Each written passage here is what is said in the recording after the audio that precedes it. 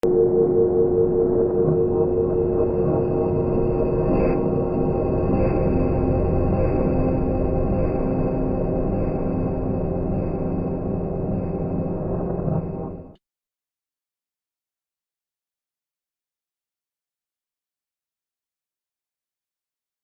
now I'd like to introduce to you Dr. Keith Moore. Now, I may consume quite a bit of your time if I want to tell you all about Dr. Keith Moore. However, briefly, Dr. Moore is the Dean of the College of Medicine at the University of Toronto in Canada. He is a professor of embryology, has been professor for 20 years in the University of Manitoba in Winnipeg, and he has been the chairman of the department for 11 years. Dr. Moore has written about 7 books actually, 4 books in embryology, 1 in neuroanatomy, and 2 in gross anatomy. Dr. Moore is a fellow of International Academy of Psychology. He is the president of the American Association of Clinical Anatomists, and his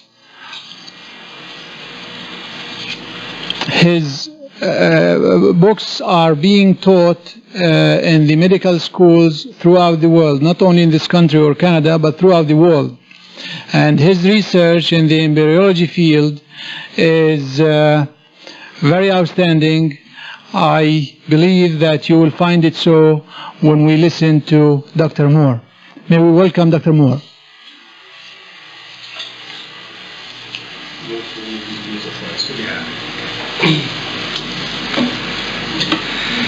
Thank you very much, Mr. Chairman. Ladies and gentlemen, I'm very pleased to be here. When I was first called about attending this meeting, I didn't think it was going to be possible for me to do so, but I didn't realize at the time that it was the Students' Association that was inviting me here. Had I known that, I probably would have accepted right away, because I get a lot of invitations from students groups across Canada, United States, and I try to accept as many of those invitations as I can. So I want to tell you about some studies that I and others have done in the last 10 years. I first became aware of the Quran about 10 years ago when I visited Saudi Arabia at the invitation of King Abdulaziz University to lecture in embryology. And at that time I was asked about some of the meaning of some of the verses in the Quran, and I tried to interpret them as best I could, and that really started a study which has lasted for about 10 years in a part-time way, and I've been happy to tell people about these findings, because it's been very inspiring to me, because I've always been interested in the history of embryology, and some of the early history is not very well known to us. Now I'm going to follow my notes fairly closely so that I won't talk too long. So I want to start then with the historical background, and the first scientific studies in embryology, as far as we know, were done by the Greek scientists in the 5th century BC. Hippocrates, who we know as the father of medicine, and after whom the Hippocratic Oath is named, was one of the first to write books on embryology. And later Aristotle, another famous Greek philosopher and scientist, studied chick embryos, actually opened eggs and was able to study the development. Concluded at that time, and this is 4th and 5th century BC, that man's development, that is human development, was similar to that of the chicken. The writings of Aristotle and Galen and other scientists dominate the early part of our historical record, and from the time of Galen, around 200 AD, until the 16th century, no major advances in our knowledge of embryology were recorded in the literature of Western science. This is mainly because these kind of studies were forbidden in those very dark ages. Consequently, as far as we know, until the revelations in the Quran, man was relatively ignorant about his reproduction and development. It was not until the invention of the microscope in the 17th century that any significantly new information was added to the field of embryology. Before this time, the fetus was said to develop from a coagulum of human blood and the seed. There's really no idea of how we developed, but in the days of Aristotle, they believed, as Sheikh Mustafa Ahmed said, that menstrual blood was the thought to give rise to the embryo, and that they really didn't know anything about spermatozoa or sperms. But when the microscope was discovered, if we could have that first slide. Now, these early microscopes were very primitive by our standards today. This first slide, I don't know whether they're going to, can you see those? Well, that's a picture of Aristotle there, one of the earliest writers in human embryology. Maybe with the microscope could come on. Yeah, this is the microscope that was invented by Leeuwenhoek in 1694. And this is a very crude microscope. As you can see, the object, whatever it was you were looking at, was put on the end of a needle point, and there was a small magnifying glass, and you would look at this, but it didn't give very much magnification. It'd be equivalent to what you would get now if you used a magnifying glass. So it wouldn't give very much enlargement. So this is the state of knowledge in the 17th century, and it would not be possible for them to see the early stages of human development even at that time.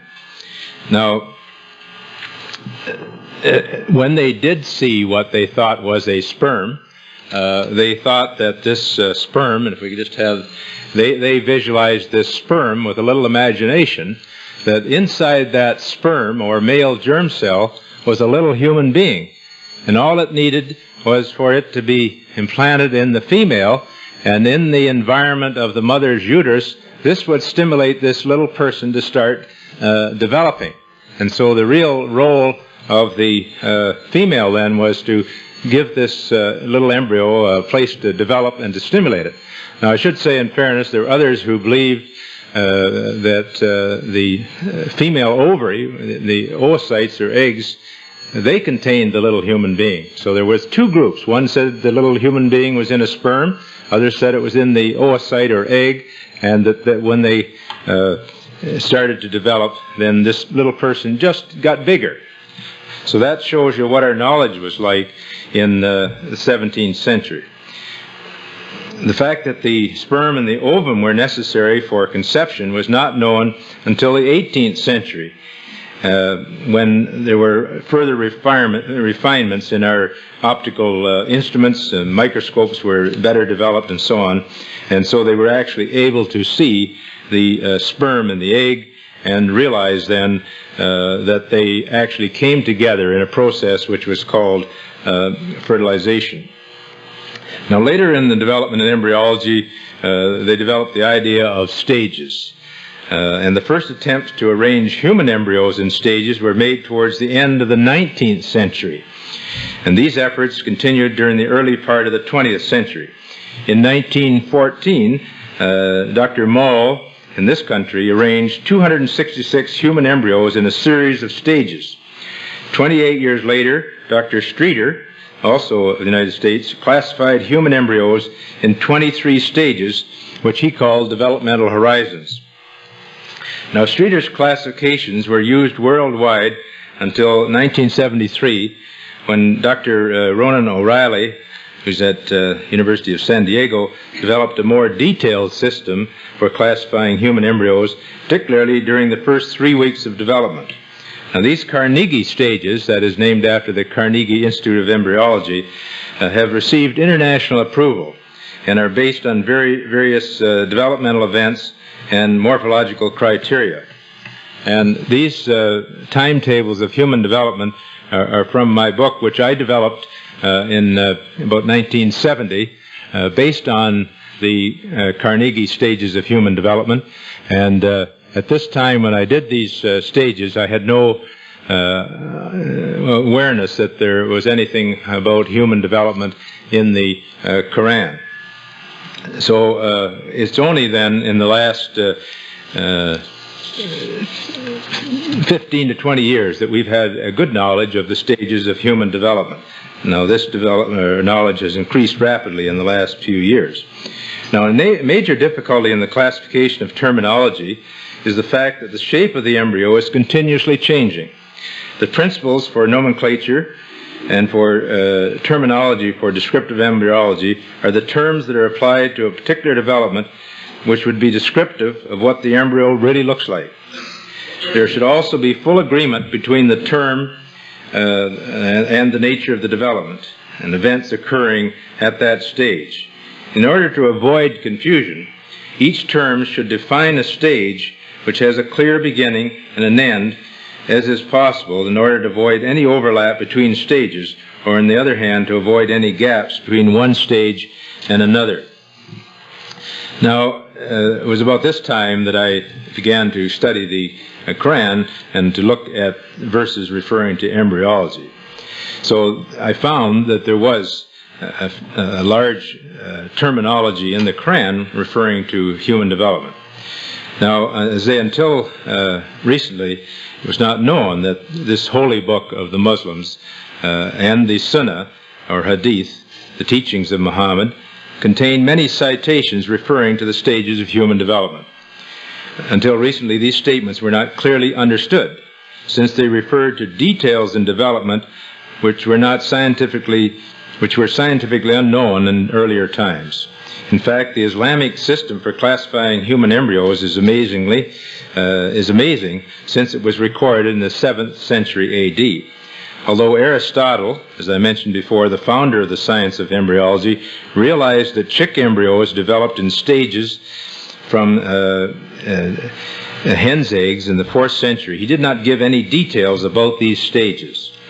Also, the early human embryo is of such a minute size that detailed studies would have been impossible without the microscope. In the very early stages of human development, the first few days, it's so small that you could just barely see it. In other words, it's about the size of a period at the end of a sentence. And you could realize how, without our modern microscopes, you would not be able to see any of those details of the early stages.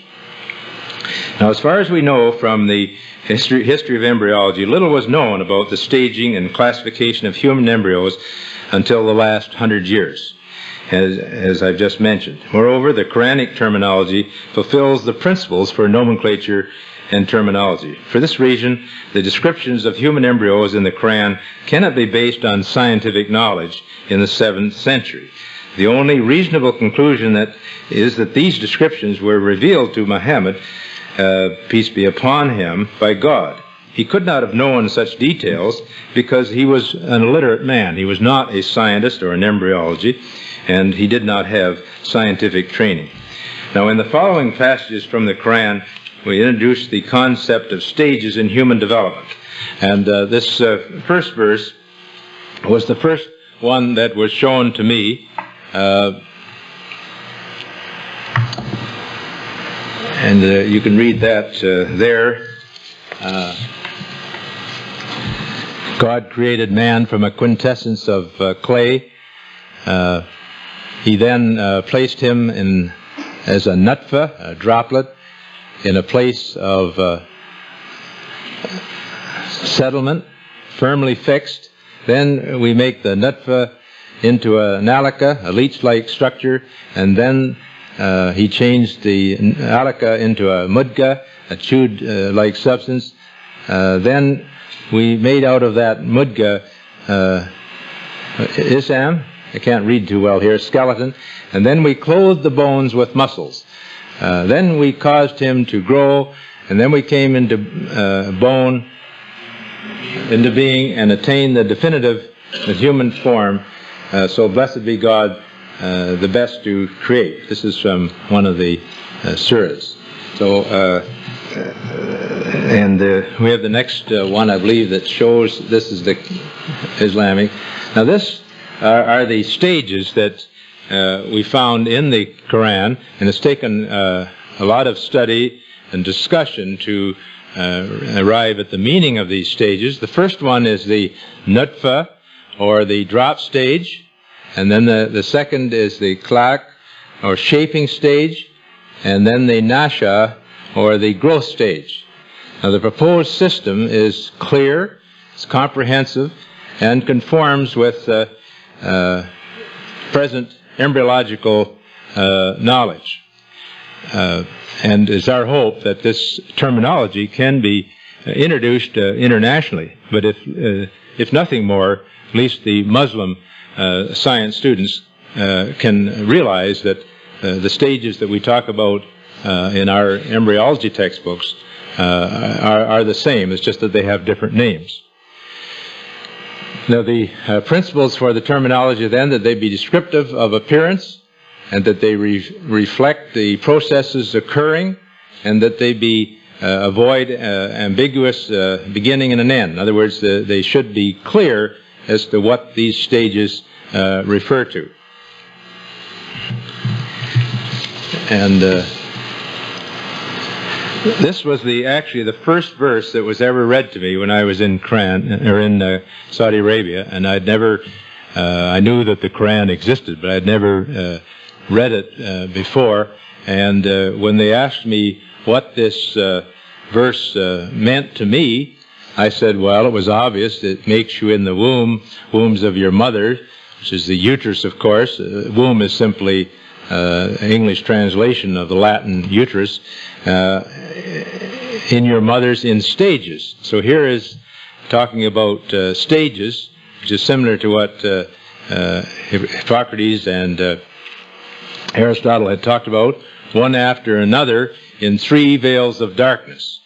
Then I was asked what this 3 veils of darkness might be, and it occurred to me that it might be, as I've indicated here in these slides, that the first veil of darkness around this developing human would probably be the anterior abdominal wall, that is the skin, muscles, and so on around the mother, forming the wall, anterior wall of the mother's abdomen. 2, I thought, would be the wall of the uterus, the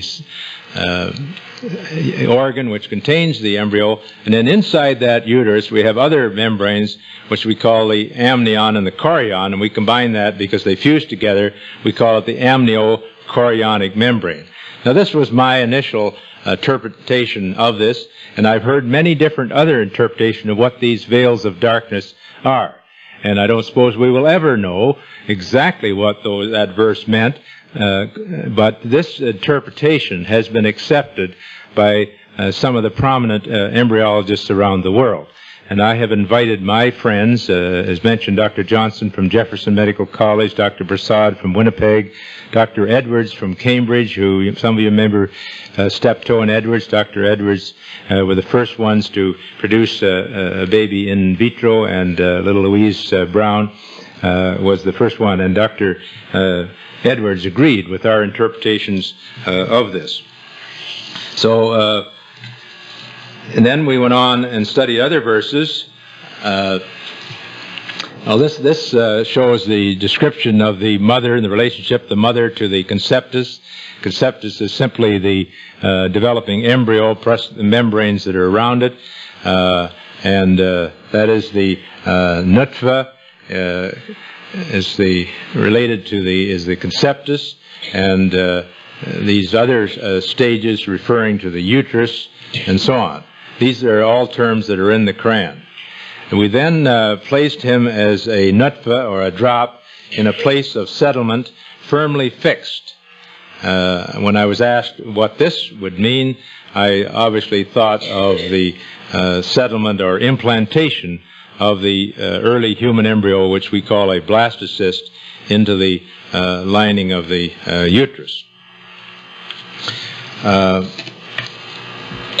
The nutfa stage involves the sperm and the ovum and their union to form the fertilized zygote, the cell division to form the blastocyst, and the implantation into the uterus. Now, the shaping stage is further divided into alaka, as I mentioned, mudka, islam, and lam stages. During the latter part of this stage, the embryo also develops a human appearance and undergoes a straightening of its bodily form. The growth stage includes what is now known as the fetal period of human development, involves modification in the bodily proportions, the development of the individual appearances or features, and the growth and refinement of the various organ stages. Now we look at the nutfa stage, which is the initial stage, which is what in ordinary embryology we would call the zygote. The word nutfa means a small amount of fluid or a drop of it. As the first stage is called the nutfa, it includes 5 phases or substages which involve the mixing of male and female germinal fluids, fertilization, implantation, and early cell division. And so we'll deal then with the phases of the nutfa. And the first is the mani. It's been discovered that the first stage is formed from a part of the male fluid, that is the nutfa of the father, which includes the sperm, and part of the female fluid, which is the nutfa of the mother, which includes the ovum. Now, the Arabic term mani is used mainly to describe the sperm, although it is also used to describe both the sperm and the ovum. During the fertilization process, the male fluid travels from the vagina up through the uterus and meets the female fluid in the uterine tube or oviduct, or as some people call it, the fallopian tube. According to the Islamic statements, fertilization does not occur from all of the fluids, from the male and the female, but from a minute portion of them. As the Quran states, was he not a drop of germinal fluid, mani, emitted? And mani here refers to the sperm and the ovum. Other components of the male and female fluids aid in the fertilization process. The semen, that is the mixture of sperms and fluids, contain hormones called prostaglandins, which induce the uterine contractions, and they may aid in the transport of the sperm to the fertilization site. Important components of the female fluid also contribute to this process. During the female fertile phase of the woman's menstrual cycle, the cervical mucus, which is otherwise fairly impervious to sperm, becomes clear and gel-like through a realignment of its molecules and allows the sperms to pass. Enzymes secreted by the linings of the uterus and the oviducts capacitate, that is, they remove a covering from the sperm, which are called glycoproteins, and this enables it to then participate in fertilization. Sperms are unable to fertilize ova unless they've been capacitated. Additionally, enzymes are secreted by the oviducts, which loosen the follicular cells surrounding the ovum and expose its protective membrane to the sperm. The fact that the fluids of the male and the female are involved with fertilization was mentioned in the following hadith. When the Prophet, peace be upon him, was asked by a Jewish person, "O Muhammad, what is man created from?" the Prophet answered, "O Jew, he is created from both, from the fluid of the man and the fluid of the woman." Thus, the word nutfa used in the hadith is a very comprehensive term. Now, the next term is called sulala. This refers to the selection from the male and the female fluids, as the following passage mentions. Not from all fluid is the offspring created. And when I was asked about this, I explained that when we develop, we only develop from a small portion.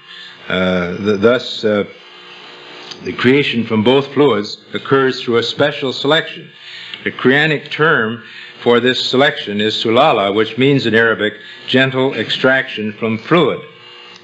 It is now known that both the ovum and the sperm are gently extracted from their environments in the process of fertilization.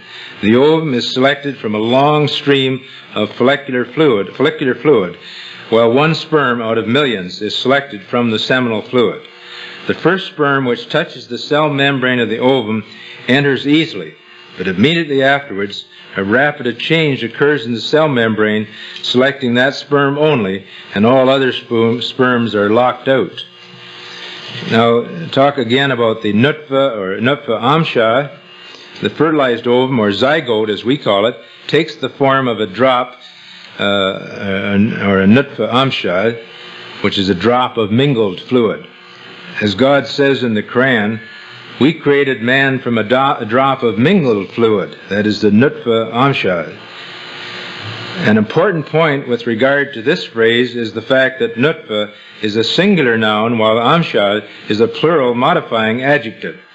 According to the conventional rules of grammar, singular nouns are normally modified by singular adjectives, and thus the term nutfa amshad was a mystery to early Quranic scholars. However, this peculiarity in the language can now be explained, since we now know that the zygote remains singular as a nutfa, while internally the chromosomes and other contributions from the sperm and ovum form a plural mixture described as amshad.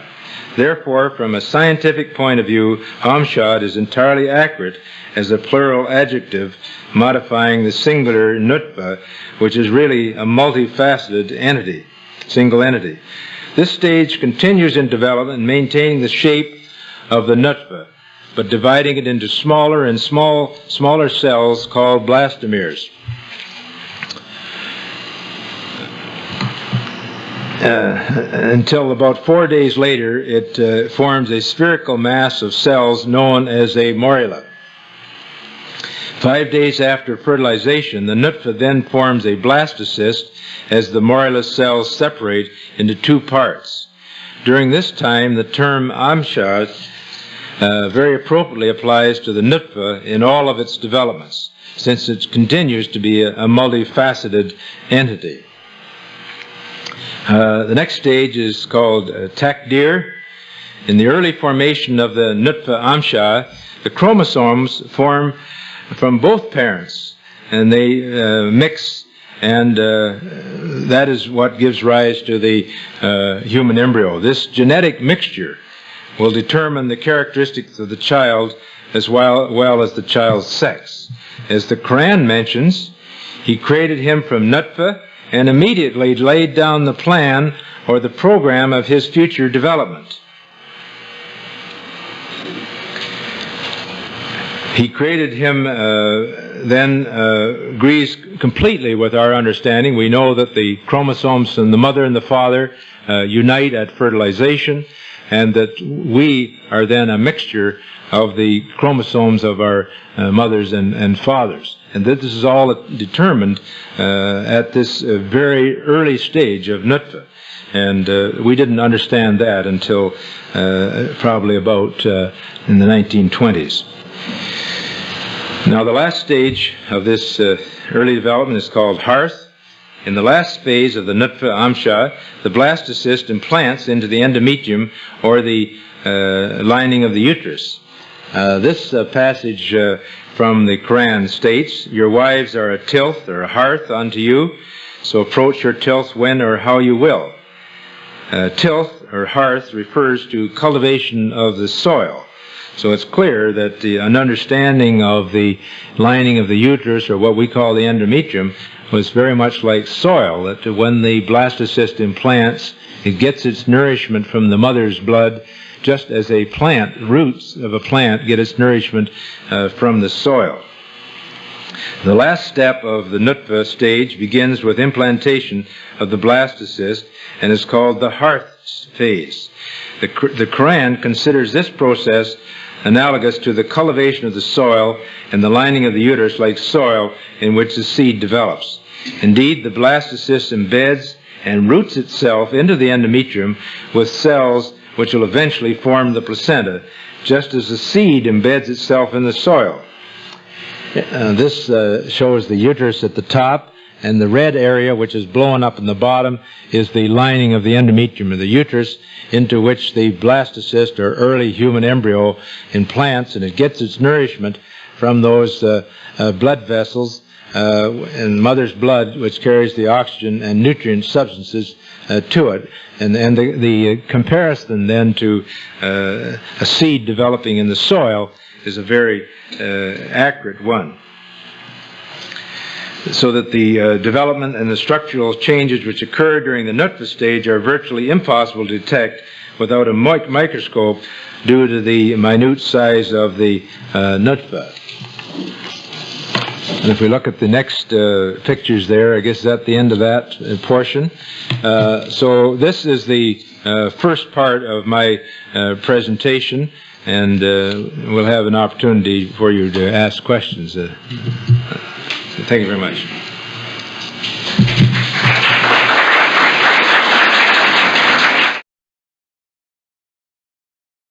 And next we'll deal with the shaping stage, which is called Kalk, K-H-A-L-Q, and the first part of that is the Alaka stage. This second or shaping stage begins as the Alaka, which is an Arabic word meaning a leech. And when I was first asked about this, did the human embryo look like a leech? And when I thought about this for a few minutes, I realized that it resembled the leech very closely, as you will see. During the early stage, the embryo loses its rounded shape and elongates until it takes the shape of a leech. And this picture here, I went over to our library and got out a book on leeches and had my artist draw that exactly from the textbook showing a leech. And here's a human embryo here, and they're on the 21, 22 days. And I think you have to agree that they look very much alike. In fact, you see that the leech has segments, just like a worm, and the human embryo has these same segments. In fact, we still have a remnant of those segments in our bodies. If any of you have ever had shingles, ever heard of anyone having shingles, you always get the eruptions and bands across the area that's infected, and those bands are the remnants of those segments. So this is what I believe to be the leech-like appearance of the human embryo. And I believe in my descriptions in my book, I talk about it having a leech-like appearance. The similarity between the embryo and a leech is amazing. The embryo is attached to the wall of the chorionic sac, which is attached by chorionic villi to the endometrium or lining of the uterus. And so the human embryo is attached to the lining of the uterus, just like a leech will attach to your skin. I don't know whether you have leeches here or not, but we have certain lakes in Canada. If you go in swimming, these leeches will attach to your skin and suck the blood. So the analogy there is quite amazing. Initially, the embryo acquires a primitive circulatory and nervous system during this early stage. Thus, the term alaka refers to the leech-like external appearance of the embryo, as well as to its clinging relationship to the uterus, and is an appropriately descriptive term for this stage. Another meaning mentioned by the interpreters for alaka is similar to a blood clot. And the external appearance of the embryo during this phase is similar to that of blood due to the appearance of the primitive heart and the cardiovascular system. If you look at the picture at the bottom, it shows an embryo of about 22 or 23 days, and the bottom is the yolk sac, and the embryo is the part at the top, and you see all these blood vessels.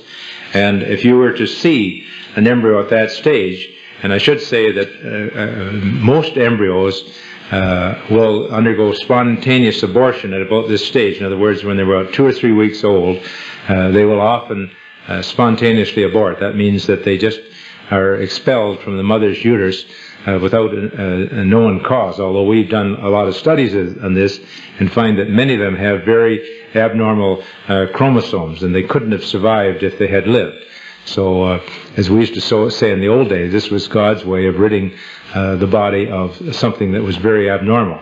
But anyway, we do know that they are aborted at this early stage, and they do look like a clot of blood, because when they pull away from the uterus, then you have all these exposed blood vessels which have the bloody appearance. So this explains one interpretation for Alica as a blood clot. I prefer the one being a leech-like structure. Now, the blood does not circulate until the end of the 3rd week, but on the 21st day, the heart of the embryo connects with blood vessels in the embryo, the connecting stalk, and the chorion, and the blood starts to circulate, as you could see in this diagram in the bottom. Thus, the embryo takes the appearance of a blood clot, even though its blood is fluid. And these features incorporate the other meaning of a blood clot for the Alica phase. Now, the next stage is the Mudga stage. And again, when I was asked what this meant, it says, it reminded me of an embryo at this stage. And when I was told that the Mudga meant a chewed substance, I thought of the embryo here. You see these little bead-like structures, which we call somites. They are the beginning of what will be the vertebrae or the backbone. And I suggested that this chewed stage could be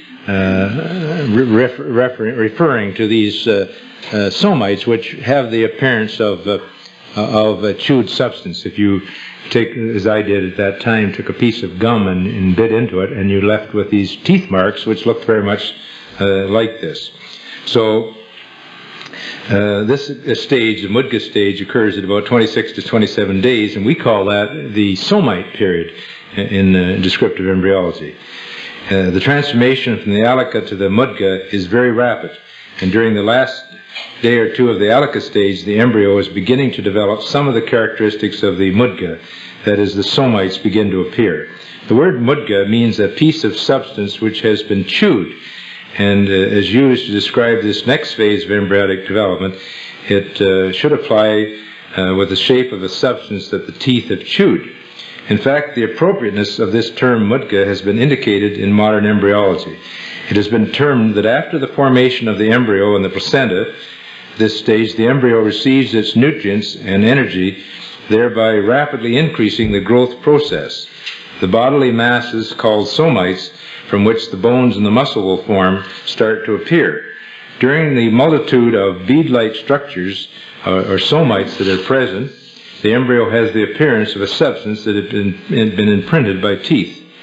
The processes of this period can be recognized in the following points. First, the appearance of the somites, or the imprints, changes constantly. And just as the teeth imprints change on a substance with each act of chewing, the embryo changes its overall shape, but the structure derived from the somites remain. And secondly, the embryo turns in its position due to the modifications in its center of gravity with the new tissue formation, similar to the turning of a substance with chewing. And third, just as a chewed substance becomes curled before being swallowed, so does the back of the embryo become curved. And four, as the somites form, the internal features of the embryo in the Mudga stage are partly differentiated into organ anlaga, that means the beginning of structures, and partly undifferentiated. And this description is also stated in the Quran. Now, this is a later stage of Mudga. You can see the tail that we all had at that stage, and this little flipper-like structure is what's going to be your upper limb. And so this is the Mudga stage. The next slide. Then out of the chewed-like substance, partly differentiated and partly undifferentiated. And when I was asked what this Surah meant, it said it's clear to me that an embryo at that stage is only partly differentiated. In other words, some of the organs, like the early development of the eye and the ear and the heart, some parts are well differentiated, others are poorly differentiated, and some are undifferentiated. And so we have this mixture which agrees exactly with this particular syrup. Thus the term mudga is very meaningful, since the embryo is a lump of irregularly shaped tissue at this stage, and a creation of systems is occurring while the overall process is incomplete. Some of the organs will form in the mudga stage, and some will form in later stages. Now the next stage is called the izam stage. This subsequent stage, phase of development, is referred to as izam, which means bones, and the fetus does indeed acquire a cartilaginous skeleton after the mudga stage. Those of you that have studied embryology realize that first of all you have what we call mesenchymal bones made out of connective tissue, then they become cartilaginous, and then they become ossified and become bones, solid bones. Formation of the bone does not begin uniformly throughout the body. Rather, there's a sequential appearance of bony tissue. In recent decades, the process of osteogenesis in the human embryo has been reasonably well documented. Bone development in the limbs commences in the embryonic limb buds from these mesenchymal or connective tissue cells. Primary ossification centers appear in the femur during the 5th week. The femur is your thigh bone. And in the sternum, it's breastbone, and the maxilla, jaw, during 8 to 9 weeks. The timing of the izam phase has been mentioned in the following hadith. These simply show these various stages when, at this stage, the bones in the limb would be cartilaginous. The same here, we're starting to get little indications of the bones developing. And in this hadith says, when 42 nights have passed from the time of the nutfa, that is the time of conception, Allah sends an angel to it who shapes it and makes its ears, eyes, skin, muscles, and bones. In the early part of this phase, the embryo takes on a human appearance, tazwir ad-dami, and the hadith describes this with the word shapes. Before the 42nd day, it is difficult to distinguish the human embryo from the embryos of many animals, but at this stage it becomes clearly distinguishable in its appearance. I couldn't tell a mouse embryo from a human embryo or a rabbit embryo in those very early stages. So as this hadith is making clear, is that after this 40th day, when the angel sends an angel to it, which shapes it and so on, that it takes on its human characteristics. Accompanying this development is a straightening of the embryo, described by the word sawa. During this period, the embryo becomes more erect and acquires a more evenly rounded body. Some of the generalized cells of the embryo begin to differentiate into various lines and modify into different functional moieties. This process results in straightening and the formation of organs necessary for viability. As the Quran describes, when God created you, then, and the word fa means then, made you even and straight, sawak, and then fa, again, modified you, adalak, and so on. According to the table, and is that on the slide, the table?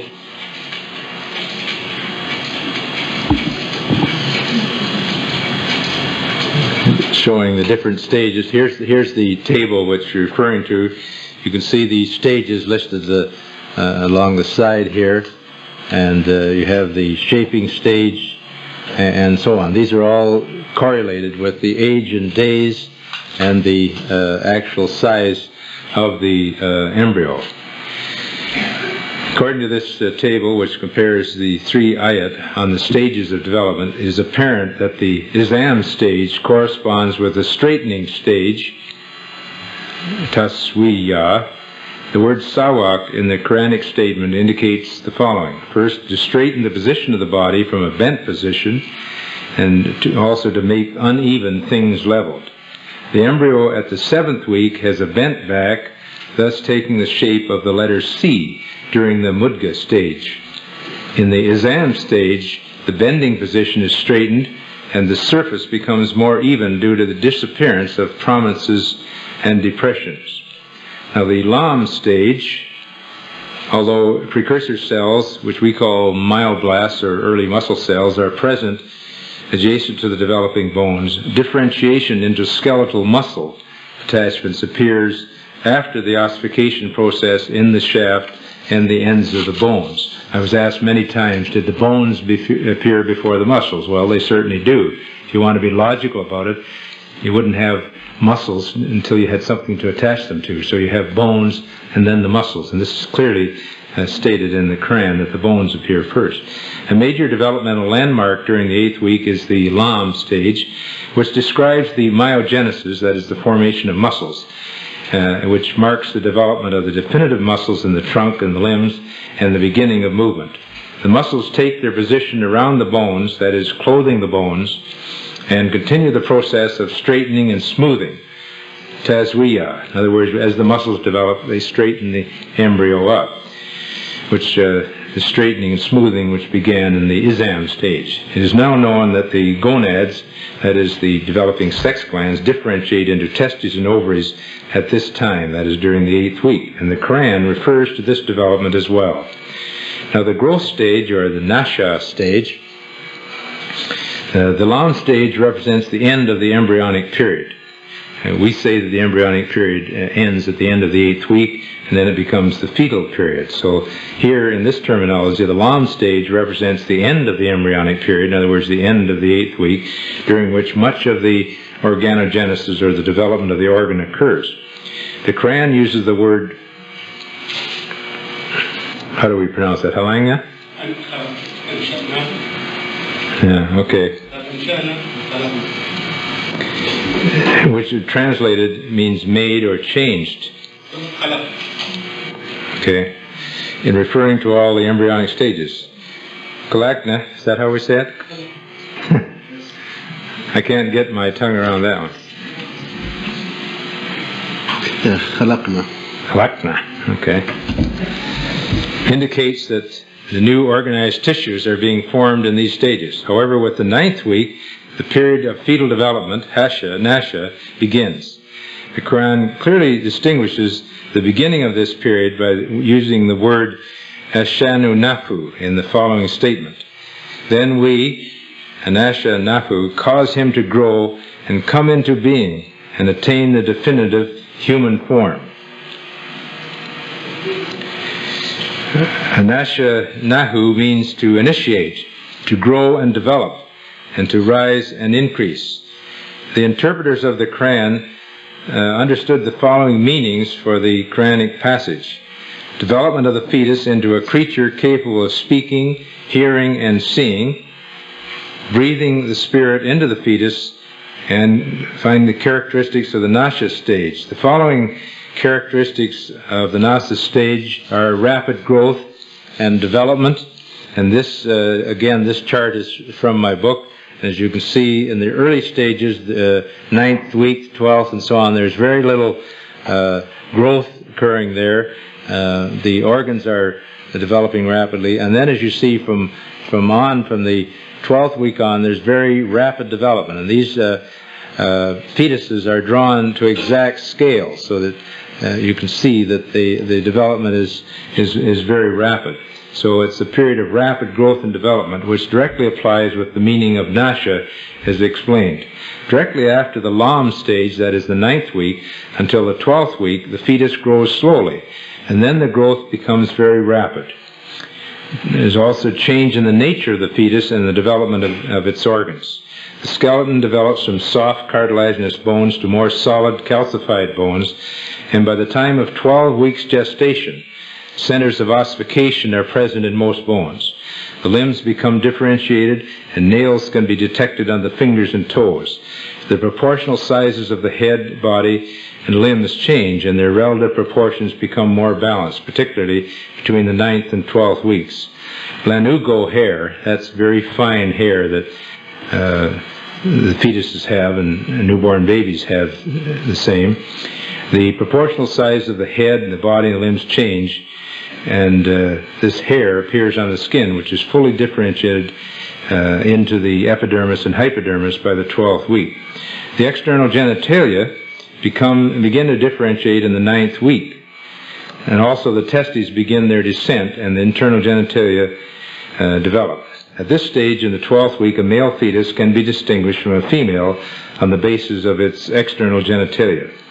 Voluntary and smooth musculature are established. Fetuses at this stage of development reveal or mimic spontaneous movements, and reflex muscular contractions can be elicited by an external stimulus. In general, the overall physiological development of the nervous system parallels the maturation of the brain and the spinal cord. Primitive and instinctive responses, such as sucking and grasping, are subcortical functions and appear much later. Nevertheless, this stage of development represents an important transitional landmark for the fetus because it has reasonably well-coordinated reflexes and movements which can be progressively vigorous in time. And I should say that we can study these stages very easily now in developing humans, because with the techniques of ultrasound and also fetoscopy, you can actually watch these fetuses moving, and you can see that some of them will even begin to suck their thumbs before they're born. Other delicate and subtle developments occur in the fetus, which has changed from its first creation, the embryo, to another one, the fetus, as the Quran has described. The third point is that there's extensive and continued development of organ systems. The embryonic period, which ends with the Lam stage, is characterized by the gradual appearance of organs. The fetal period, which follows, is characterized by the preparation of the organ systems to perform their functions, because as soon as the baby is born, it must be able to breathe on its own, it must be able to, its heart must be able to circulate, and all the other organs have to be functional. The fetal period, which follows, is characterized then by the preparation of these organ systems to perform their functions. As the interpreters mentioned, this is the meaning of the Quranic phrase, come into being and attain the definitive form, that is, the human form. And thus the fetus is made into a creature capable of speaking, hearing, and seeing. The fourth part is the acquisition of a soul, and according to the Islamic information, the soul comes to the embryo sometime after the 40 to the 45 days in development, as mentioned in the hadith related by Abdullah ibn Mas'ud. The Prophet, peace be upon him, the truthful and trusted, told us, in every one of you, all components of your creation are collected together in your mother's womb by 40 days. And in that is a nalika like that, then is a mudga like that. Then God sends an angel ordered with 4 instructions. He is told to record his, the human being now developing, deeds, his provision, future benefits, whether he will be miserable or happy, and then the spirit is breathed into him, that is, the soul is acquired. The hadith indicates that there is some delay after the 7th week, according to the use of the word thumma. Embryological studies have not determined the acquisition of a soul to which the Quranic commentators referred. The nature of the soul is generally outside the realm of experimental science and is essentially unknown at this time to mankind. As God says in the Quran, they ask thee concerning the Spirit. Say, the Spirit comes by command of my Lord. Of knowledge it is only a little that is communicated to you, O men. However, what we do know is that there is a difference between life and the soul, although the nature of both is a mystery. A creature with a soul has self-awareness. On the other hand, the sperm and the ovum are alive, since without life they would be unable to participate in fertilization. When the fetus is capable of moving voluntarily from his or her own desire, as opposed to moving reflexly, this could be taken as evidence that he has acquired a soul. During the 10th week of development, for example, the fetus exhibits spontaneous movements and moves in response to stimuli. While these movements may reflect primitive neurological reflexes and do not present conclusive evidence of the presence of a soul, they do indicate that the soul is probably acquired near this time, and this would be in agreement with the time frame presented in the Islamic statements. Now the word Ansha Nahu, as it is used in the Quran, covers the most apparent external and internal developments and changes in features in this stage of human development. The three meanings given for Nasha comprehensively apply to this stage. To initiate applies with the initiation of the functioning of various organ systems. For example, the kidneys begin to form urine, blood cells begin to form in the bone marrow, and the hair follicles first appear in the 10th week, and so on, to grow and develop. Applies with the rapid growth and the extensive development of all the organ systems of the body, which occurs during this stage. And to rise and increase applies with the very rapid increase beginning in the 12th week in the length and the weight of the fetus. Therefore, the term Nasha appropriately and accurately applies to the fetal period of development. And number 7, the timing of the developmental events. Not only is the sequencing of the embryonic and fetal developments indicated by the order in which they are mentioned in the Quran, but also the timing of these events is indicated by the use of the conjunctives fa, which means then, with a little delay, and thumma, which means then with some delay. The occurrences afa and thumma, both of which are translated as then, are as follows.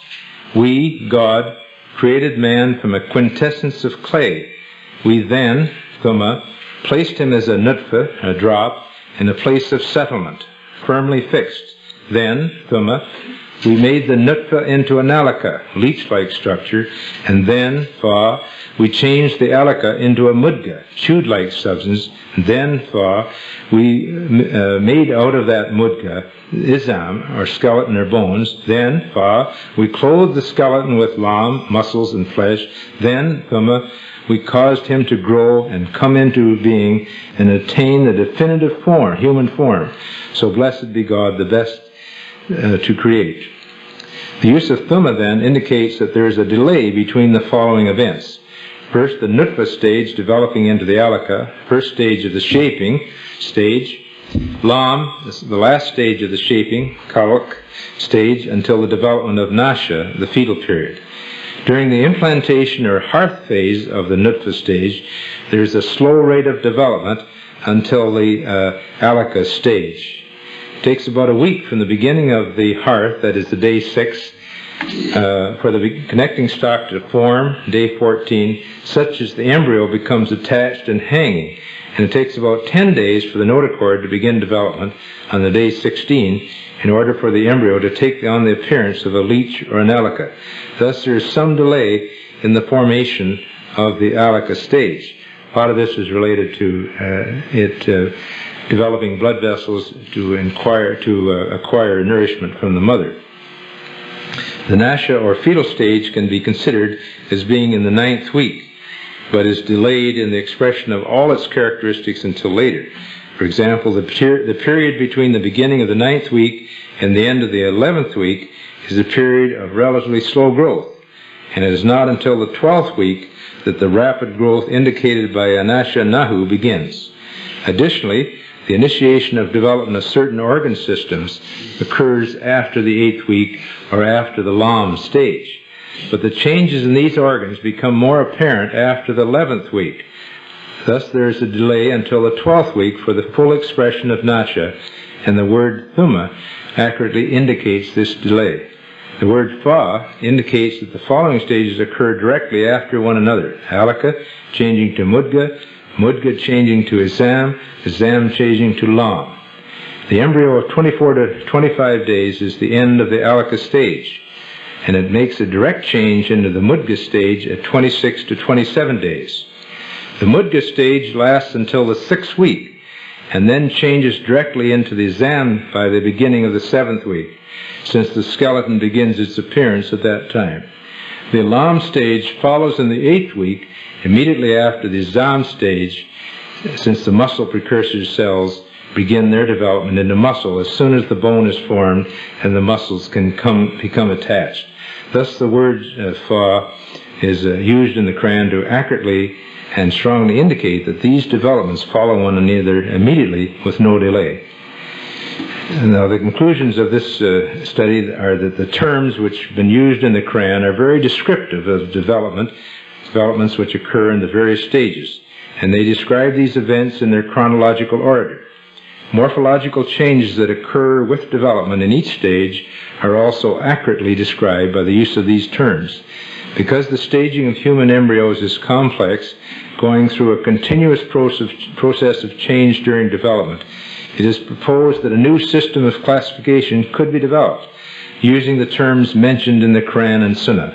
The proposed system is simple, comprehensive, and conforms with present embryological knowledge. The facts about human development that could not have been known by Muhammad, peace be upon him, in the 7th century, because most of them were not discovered until the 20th century. Muslims and others are justified in concluding that these facts could only have been revealed to Muhammad, peace be upon him, by God, who knows all about us, not only about how we develop, but how we live and function. Thank you very much.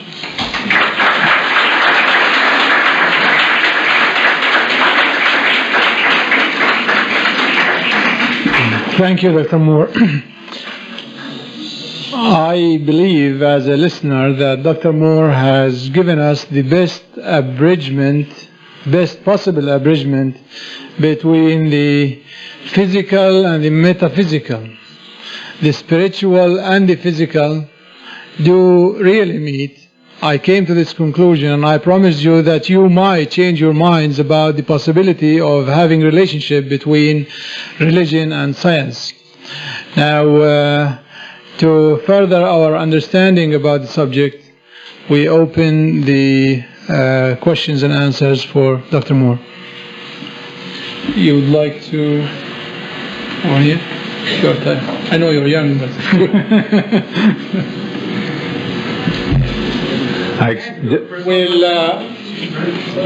You can ask me any question you like. Explanation of embryology, what the Quran has mentioned. When were you first notified, and after the fact, you have seen, how did it affect you in your personal life?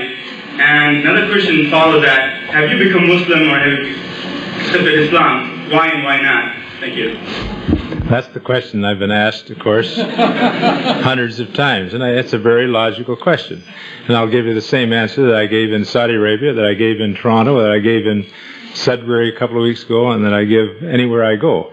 And that is that I was raised in a Christian family. My father was a Presbyterian minister, and he taught me to respect all religions, and he said that all those who believe and worship God just have a different way of doing it. So I have no difficulty in understanding that we all worship the same God. Now, it would be different if I didn't have a strong faith of my own. In other words, if I had been an agnostic and didn't believe strongly in God, that obviously I would have probably accepted your religion.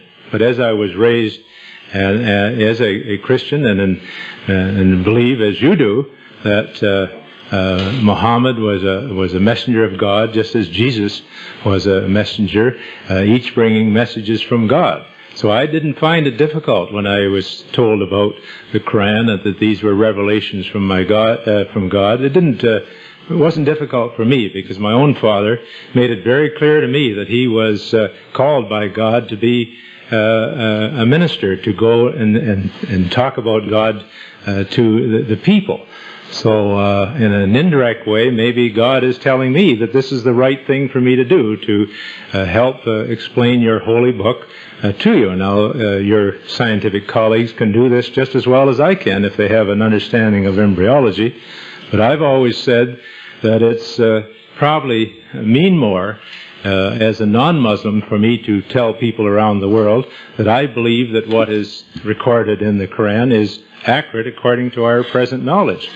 And as I say, I'm sincere in what I say, is that we just didn't have this knowledge, and some of this knowledge about the genes and the chromosomes has only come to us in the last 10 and 15 years. When I was a student 25 or 30 years ago, we didn't have a lot of the knowledge we have now.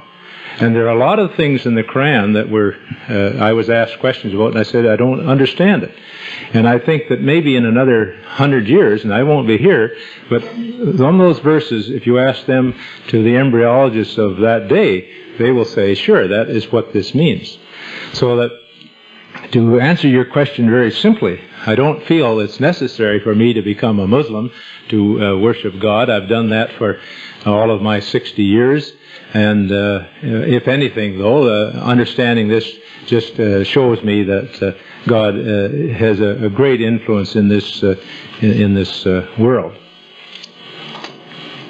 That's the best that I can answer that for you. And I have seen some of my colleagues who've been so impressed by what they have read in the Quran and so on, that they have certainly, there have been a few cases where they have converted, and that's fine. And if I'm ever so motivated, I would do the same. But I have a strong belief. It just happens to be a little different way of worshiping God than yours, but we're all worshiping the same God, I like to think, and that if we can work together, we'll have a much happier world. Thank you. Understand that it is during the 10th week when the soul is present in the embryo. Would this mean then that the termination of pregnancy is haram or forbidden only when done during or after these periods, or is there such thing as a degree of haram depending on when abortion is done? In cases where we detect severe chromosomal abnormalities, and you can detect this now at about 6 weeks, I think it was early, because you can do what we call chorionic villi sampling. Those little villi that you saw in there, you can go in and with special instruments you can pull off some of these chorionic villi, and you can culture them, and you can determine if they have severe chromosomal abnormalities. And if they do have that, you can determine then that they have no chance of survival. If they have, for example, what we call trisomy 13, where they have an extra 13 chromosome, or they have trisomy 18, another 18 chromosome, those children cannot possibly survive. And there are those who see nothing wrong if you detect that, say, at 5 or 6 weeks of then inducing an abortion. I personally don't have any difficulty with that when it's done very early. That is sort of 6, 7 weeks. But I certainly have strong feelings about abortions that are done even as late as 13 and 14 weeks, which is the common time. In Japan, they're at the present time able to abort up to 24 weeks, which, as you know, is a viable fetus. And I find that just unacceptable. And in fact, I had an interview with a newspaper reporter, and he wanted to know my view, and I told him very clearly that I thought this was wrong, and they're thinking of changing their law to bring it back to 20 weeks. I still think that is too late in pregnancy. But I think that I don't know exactly what the Muslim view would be. My feeling is that if it was aborted in those very early stages, before it developed a soul, as they would say, then it might be considered all right. But again, these things are personal decisions which people have to make on the basis of the discussions with their doctor and with their religious people to determine it. And my students always ask me, what would you have done? Well, fortunately, I never had that problem. We had 5 normal children, and but how that's a hypothetical question. But I can often say that knowing what I know now, I don't think that either of us would have considered that the right thing to do. It's a very personal thing.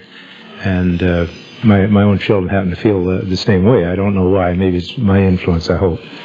I would like to know from Dr. Moore, how close the other biblical scriptures or any other religious books, how close do they get to this issue of human reproduction?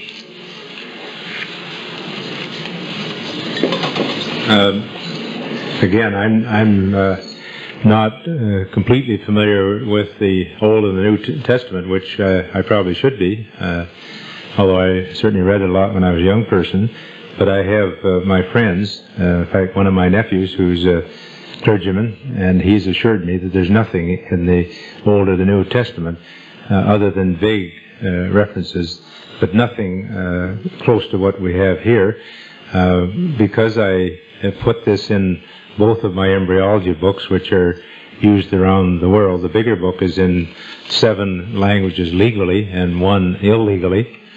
So they're used around the world. I get letters from people saying, there are these references in our holy books too, and those of you who have seen the latest edition, in fairness, I did quote from the Hindu religion where they make some statements about early development, but again, it's back similar to what the early views we had in the 15th and 16th century.